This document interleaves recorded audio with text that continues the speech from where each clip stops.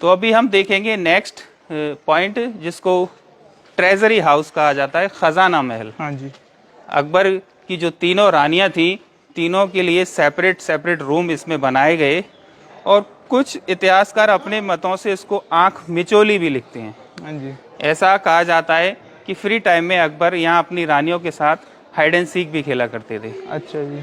तो ये तीनों रूम ही सेम है, और रूम के कॉर्नर में बॉक्स दिए गए हैं जहाँ पर रानियों की जो ज्वेलरी होती थी वो रखी जाती थी। और ये अच्छा सर डबल डोर में बना हुआ है, जैसा कि अंदर भी डोर है और इसके बाहर भी आप देख रहे हैं वहाँ भी डोर है। अच्छा तो जी। ये डोर उस टाइम में कंप्लीट थे, लेकिन टाइम पीरियड होने की वजह से यहाँ अब दरवाजे नहीं रहे।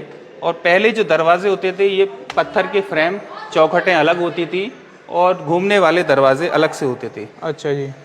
तो यहाँ पर स्टोन के डोर्स यूज़ किए जाते थे, और बाहर जो डोर्स है वहाँ गार्ड्स खड़े रहते थे इसकी सिक्योरिटी के लिए। ओके। और अकबर फ्री टाइम में अपनी रानियों के साथ ये जो गैलरी बनाई गई है, हाँ जी। ये हाइड एंड सीक के लिए होती थी। इधर आइए, ये आंख मिचोली खेला करते थे यहाँ, छुपा छुपी का खेल, अच्छा जी। Hide and seek.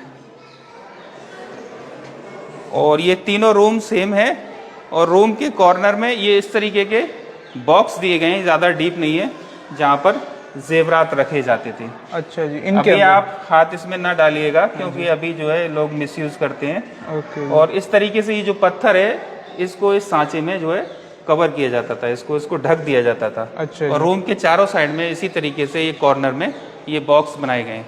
अच्छा जी। और ऊपर आप देख सकते हैं ये एलिफेंट शेप में इसकी छत दी गई है। ये ब्रैकेट हैं जो सपोर्ट कर रहे हैं एक दूसरे पत्थर को। और इस तरीके से ये जो बीच में जो आप देख रहे हैं पत्थर, ये पूरे वन पीस में है। ओके। और एक दूसरे की सपोर्ट से पूरा जो है एक जीरो वेट हो जाता है, तो वो पूरा स्ट्रक्चर जो है उस वेट से बैलेंस किया गया है इस पूरे। अच्छा जी। सर आप एक बात मुझे बताइएगा कि जैसे इतना बड़ा राजा था और इतना खजाना था उनके पास, तो रानियों को यहाँ पे इतने छोटी जगहों पे वो रखने की क्या जरूरत पड़ गई उनका? तो मैं बताता हूँ आपको कि ये अकबर के पूरे खजाना रखने के लिए नहीं थी ये जगह। अच्छा जी। ये जगह वो थी जहाँ सिर्फ उनकी रॉयल ट्रेजरी रखी जाती थी, जो उनका शाही खजाना, जो रानियों के यूज़ के जो सामान थे, जो जेवरात थे, सिर्फ वो रखे जाते थे। बाकी जो उनका सिक्के डाले जाते थे, जो उनका मेन टकसाल था, वो बाहर वाली बिल्डिंग है जो अब खंडर हो चुकी है, पूरी डैमेज हो चुकी है, जहाँ उनका जो प्रॉपर खजाना रखा जाता था। अच्छा। यहाँ सिर्फ रानियों के जेवरात रखने के लिए था, ये रॉयल ट्रेजरी रखने के लिए। बाकी वहाँ पे जितनी भी उनकी संपत्ति वगैरह उस समय हुआ करती थी वो वहाँ टकसाल में रखी जाती थी बाहर। यहाँ पे ये जो भी बने हुए हैं यहाँ पे सिर्फ रानियों के रखने के लिए थे। तो ये कितने बने हुए सर इस तरह के? ये इस तरीके के हर एक में जो है 8 बॉक्स हैं। अच्छा। आप तकरीबन 24 लगभग बॉक्सेस हैं। ओके। हर एक कमरे में 8 बॉक्स हैं, और ये 3 कमरे हैं, मल्टीप्लाई करके 24 बॉक्स करीब बने हुए हैं यहाँ पर। तो थोड़ा सा मैं आपको पहले बताना भूल गया कि ये जो पूरा किला बना हुआ है, ये पूरा एक पहाड़ी पर, एक ऊंचाई पर, हाइट पर बना हुआ है, जिसको एक श्रृंखला अरावली भी कहते हैं, कि राजस्थान की सीमाओं से लगा हुआ है। यहाँ से जो आगे ये बॉर्डर है, चौमा बॉर्डर, उससे फिर आगे राजस्थान शुरू हो जाता है। ये सामने आप देख रहे हैं ये NH11 जो जयपुर हाईवे है। हाँ जी। और इस जगह का पुराना नाम सीकरी था, जो आप सामने देख रहे हैं। अच्छा, सीकरी विलेज जो शिकरवार राजपूतों का होता था। और पानी की कमी की वजह से अकबर ने इसको छोड़ दिया था, सीकरी को। तो अकबर ने इसको जो है सॉल्व करने के लिए इस फ्लोरिंग का जितना भी जो ढलान होता था, ये सारे जो आप देख रहे हैं ये चैनल बने हुए हैं, ये सारे ड्रेनेज सिस्टम थे। अच्छा। ये जो सारा फ्लोर का जो पानी होता था, वो सारा पानी यहाँ से निकलकर, और ये जो नीचे अकबर ने टैंक बनवाए थे पानी के तालाब, जिनमें ये पानी स्टोर होता था। फिर इसको जैसे चाहे वो उसमें यूज में लेते थे बिल्डिंग बनाने के। और ये नीचे पेड़ों के पीछे जो आप देख रहे हैं, ये उनके हॉर्स स्टेबल हुआ करते थे, जो अब पूरे डैमेज हो चुके हैं, खंडर हो चुके हैं, जहां उनके हाथी और घोड़ों को बांधने के स्थान थे। और इसके पीछे जो मैदान आप देख रहे हैं, ये पूरा एक अभी तो फार्मिंग एरिया है, सीकरी गांव के लोगों की जमीन है, जहां वो अपना अनाज पैदा करते हैं।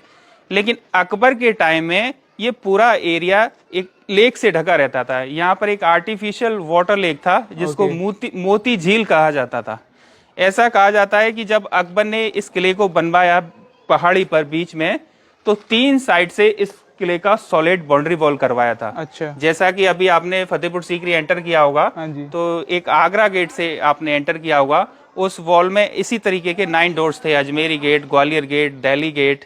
तो ये पूरी वॉल से इसको कवर्ड किया गया जहां अकबर की आर्मी रहती थी। और चौथे डायरेक्शन में ये एक पानी का लेक था जो एरिया लेक से ढका रहता था। अच्छा जी। और इस लेक को नॉर्थ डायरेक्शन में बनाया गया भौगोलिक परिस्थितियों को देखते हुए, क्योंकि ऑलवेज हवाएं नॉर्थ से साउथ की ओर चलती हैं। तो समर टाइम में जब हवाएं चलती थी तो इस पूरे महल परिसर को ठंडा रखती थी। अच्छा।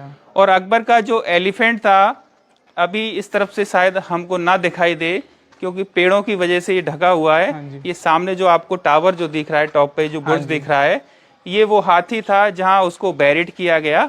और इस टावर के चारों साइड में राउंड में हाथी दांत जैसे शेप करके पत्थर को ही लगाया गया है। अच्छा जी। ये ओरिजिनल हाथी दांत नहीं है, लेकिन पत्थर को डिजाइन देके हाथी दांत जैसे उसमें लगे हुए हैं। ये अकबर का जो हाथी था उसका एक मेमोरियल टावर है जिसको हिरन मीनार कहा जाता है। ओके। और लोकल लैंग्वेज में इसको जब लोग चढ़ते हैं इसके ऊपर तो इस पे ऐसे 7 राउंड लेने पड़ते हैं। अच्छा। जिसको लोकल लैंग्वेज में लोग सत फेरा भी बोलते हैं। ओके।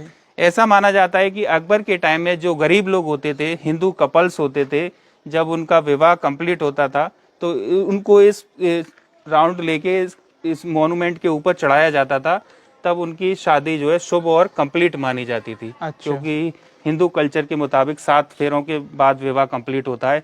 इसी तरीके से इसके टॉप पे जब चढ़ते हैं तो सीढ़ियां उसी शेप में बनाई गई हैं। अच्छा। ये 7 चक्कर कंप्लीट करने के बाद उस टावर पर पहुंचा जाता है। ओके। और अकबर से पहले जैसा कि मैं बता चुका हूं कि जब यहाँ बाबर आए सीकरी गांव में, जो राणा संग्राम सिंह की रियासत थी, जहां बाबर ने उनको डिफीट किया, तो वो जो मैदान है वो यहीं 10 किलोमीटर आगे पड़ता है। तो ये भी उसी के टच में आता है। इसको बैटल ऑफ खानवा बोलते हैं। अच्छा। जहां पर बाबर ने राणा संग्राम सिंह को परास्त कर और मुगल वंश की पक्की नींव रखी गई। ऐसा कहा जाता है कि इस युद्ध के बाद कोई ऐसा शासक नहीं हुआ जो मुगलों को परास्त कर सके। और एक लंबे टाइम पीरियड तक मुगल काल चलता रहा।